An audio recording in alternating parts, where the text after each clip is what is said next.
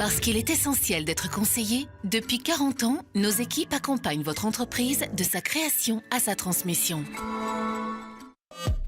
Vous êtes entrepreneur? La CCI de Lyon propose des solutions et des experts pour développer votre entreprise. Ayez le réflexe CCI.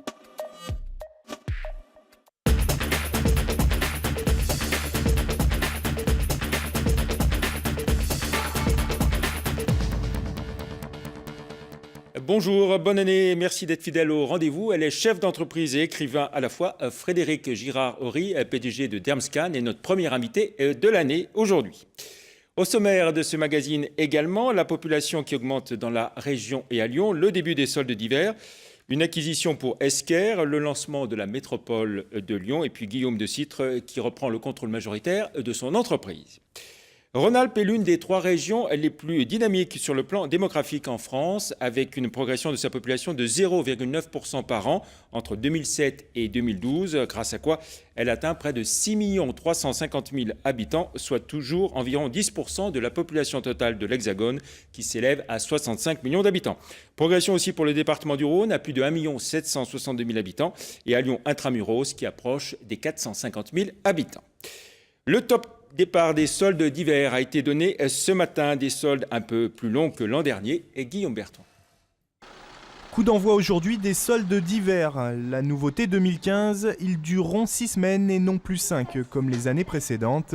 Mais crise oblige, selon 2 études publiées récemment, les Français devraient diminuer leur budget consacré à ces soldes.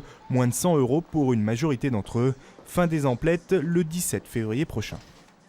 Informatique, la société Esker, spécialiste de la dématérialisation de documents, rachète la société Selva EDI, une belle pépite de 2 300 000 € de chiffre d'affaires, en progression de 5% sur son dernier exercice. Selva EDI est leader en communication informatisée dans le secteur de l'EDI, transport et logistique.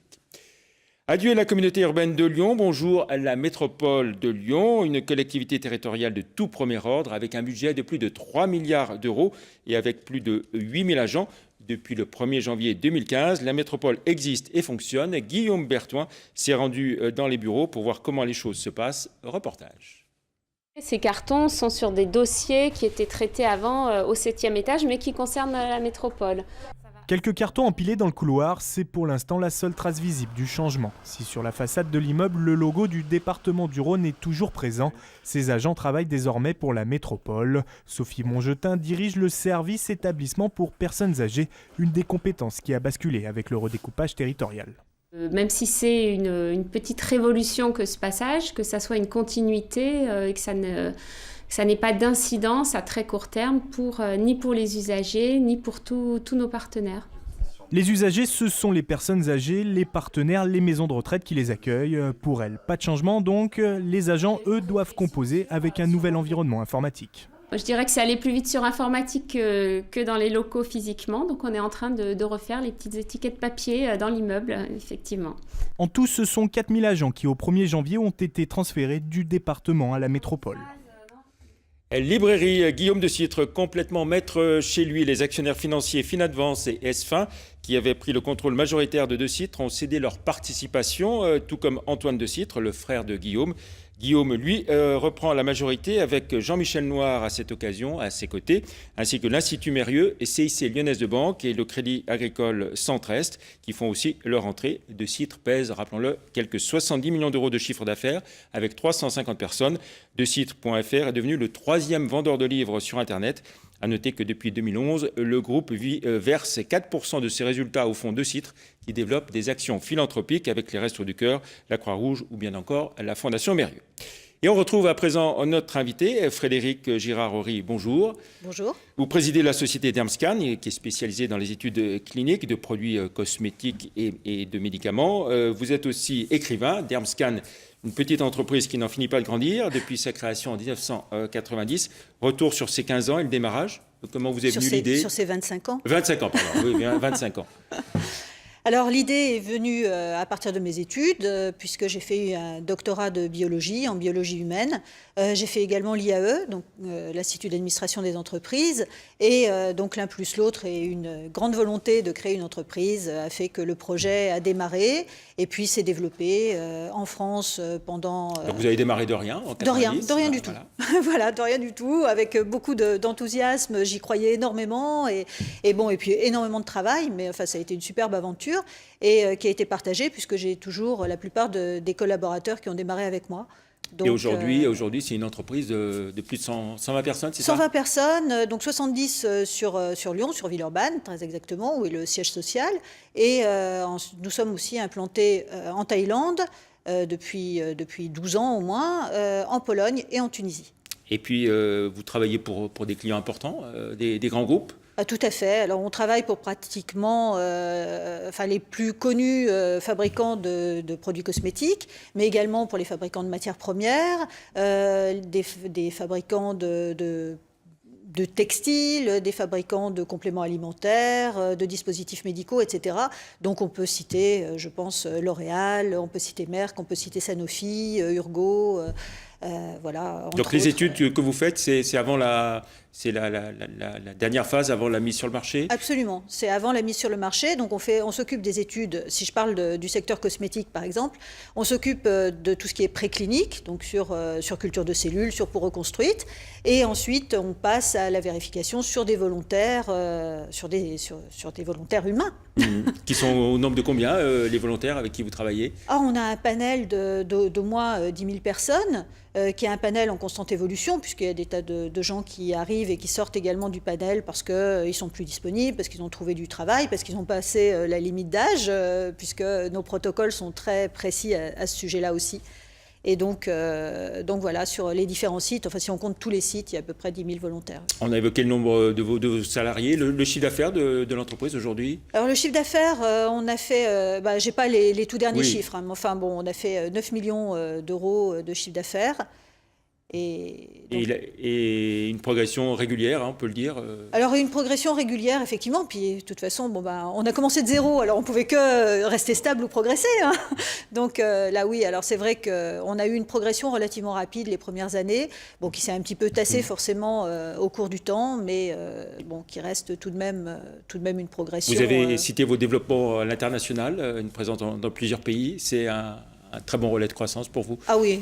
Je crois que c'est même fondamental. C'est fondamental pour rester compétitif de toute façon, puisqu'on est dans un marché concurrentiel et que il faut forcément avoir les mêmes conditions de travail que nos concurrents. Et même nos concurrents français ont des implantations à l'étranger. Donc c'était extrêmement important, mais c'est important aussi pour avoir accès à des volontaires qui ont tous les types de peau et tous les types de cheveux, etc., de façon à pouvoir répondre à la demande cosmétique internationale. Vos investissements, ils sont de quel ordre à peu près chaque année? C'est une bonne question.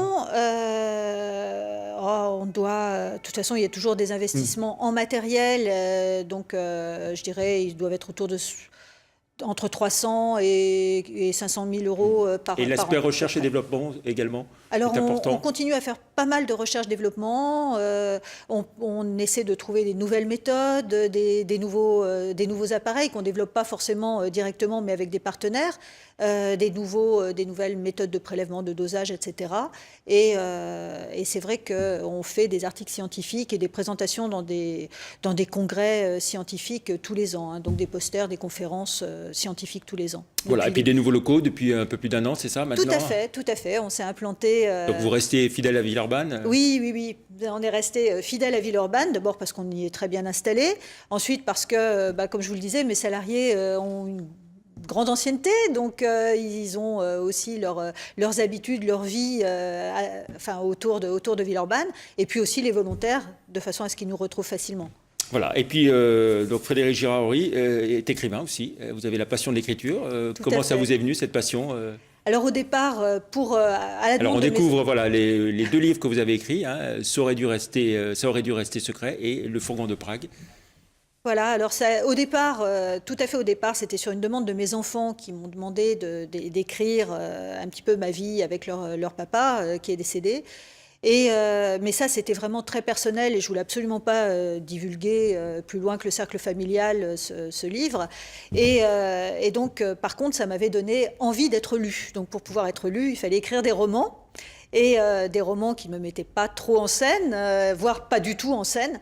Et voilà, ça a été le premier, donc, qui s'appelle « Ça aurait dû rester secret », qui est l'histoire d'un couple à qui il arrive différentes péripéties.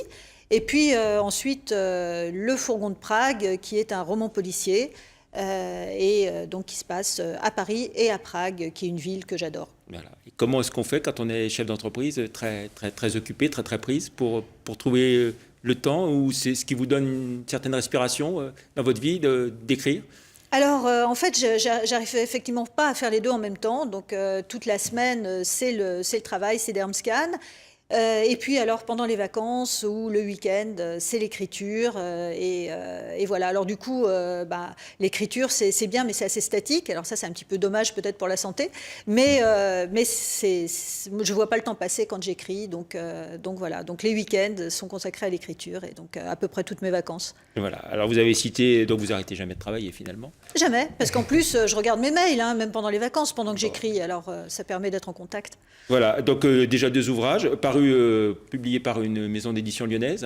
Tout à fait, par les éditions Baudelaire, qui sont Place Bellecour maintenant. Et puis déjà un 3e ouvrage en cours. Voilà, j'en suis déjà au 19e chapitre. Et celui-là est encore un roman policier. Il se passera entre autres à Stockholm. Pourquoi cette passion pour... Parce que j'ai la passion des voyages, donc Oui. j'aime bien, bien sûr, voyager et décrire aussi ce que j'ai vu dans les différentes villes que j'ai l'occasion de parcourir. Et donc c'est un double plaisir parce que ça me rappelle le temps passé dans ces différents sites. Est-ce qu'on peut imaginer qu'un jour, Frédéric Girard-Horry abandonne son entreprise et se consacre totalement à l'écriture ? Non, ou alors non, longtemps. C'est pas encore à l'ordre du jour du tout. Même si c'est vrai que comme j'adore être lu, j'adore parler de mes livres et que j'espère avoir un petit succès d'estime au moins parce que c'est pas mon métier de base, mais c'est quand même une grande passion. Bon, le 3e ouvrage, il sort quand pour la prochaine rentrée littéraire, c'est ça? Voilà, j'espère que ce sera au second semestre 2015. Vos objectifs pour Dermscan, pour finir sur l'année 2015? Alors, c'est de continuer à progresser, de continuer le développement à l'étranger, peut-être même de créer une nouvelle filiale du côté de l'Asie. Je ne peux pas en dire vraiment plus. Et puis voilà, de continuer l'aventure avec plus de chiffre d'affaires et puis, si possible, quand même un résultat acceptable. Et justement, alors résultat, votre rentabilité elle est de quel ordre à peu près Elle est entre 4 et 5%, mais c'est une société de services, hein, donc avec beaucoup de personnel, beaucoup de charges. Et puis ce qui est pas mal quand les clients sont des grands groupes. Voilà, ils ne vous laissent pas beaucoup de marge. Non, les prix sont quand même très discutés et ils ont plus tendance ces dernières années à baisser qu'à augmenter. Donc pour faire le même chiffre d'affaires, il faut travailler beaucoup plus. Et une concurrence féroce aussi sur votre marché. La concurrence est assez féroce, oui. Oui. On est quand même beaucoup au niveau français et on est aussi beaucoup au niveau international. Très bien. Donc il faut être les meilleurs. Eh bien, merci, bravo Frédéric Girard-Horry pour ces 2 ouvrages, et le 3e qui arrive, et puis pour Dermscan. On se retrouve mercredi prochain pour un autre Lyon Décideur. Nous accueillerons Guy Chifflou, le président de Orapi. Merci, au revoir.